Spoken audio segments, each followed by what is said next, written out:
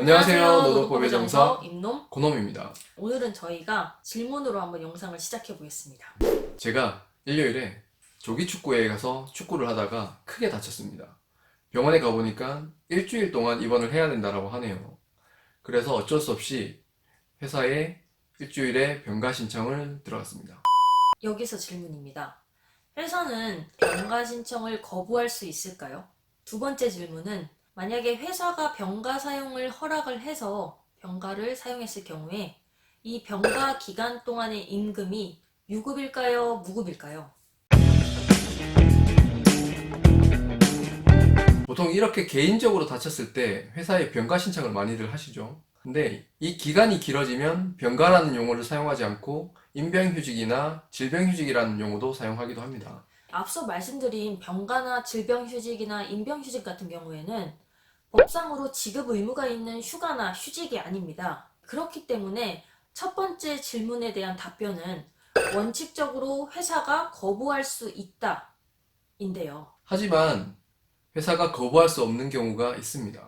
어떤 경우냐? 근로계약서나 취업규칙이나 단체 협약 등에서 거부할 수 없도록 의무 규정을 둔 경우가 있습니다.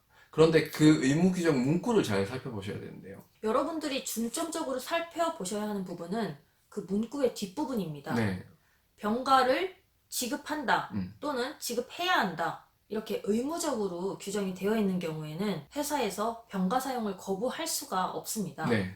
네, 그런데 임의적으로 규정이 되어 있는 경우가 있어요. 네. 예를 들면은 병가를 지급할 수 있다 음. 이렇게 규정이 된 경우가 있거든요. 네. 이때는 그야말로 지급을 할 수도 있고 지급을 안 할 수도 있다. 이겁니다. 이게 말장난 같지만 굉장히 중요한 겁니다. 따라서 이러한 임의 규정이나 재량 규정으로 되어 있을 때는 회사가 역시 병가를 거부를 할 수가 있습니다.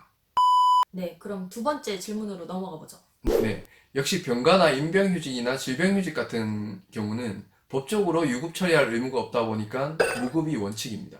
원칙은 무급이지만 때에 따라서 유급으로 처리해야 하는 경우가 있는데요. 네. 어떤 경우인가요? 이 경우도 역시 근로계약서나 취업규칙이나 단체 협약 등에서 유급 처리를 하도록 의무 규정을 둔 경우가 있습니다. 네, 이 역시 의무 규정인지 임의 규정인지 이 문구를 잘 살펴보셔야 하는데요.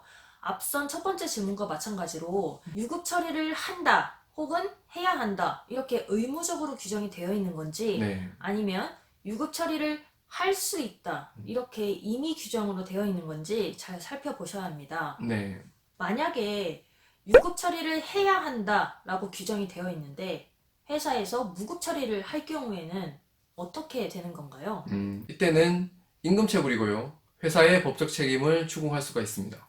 네, 그런데 유급 처리를 할 수 있다라고 규정이 된 경우에 무급 처리를 할 경우에는 어떻게 되는 건가요? 이 경우는 역시 어쩔 수가 없겠죠.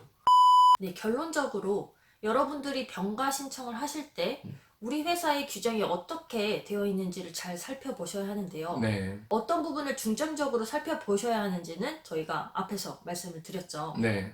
의무적으로 규정이 되어 있는지를 잘 살펴보셔야 합니다. 네. 오늘도 유익한 영상이 되셨기를 바랍니다. 감사합니다.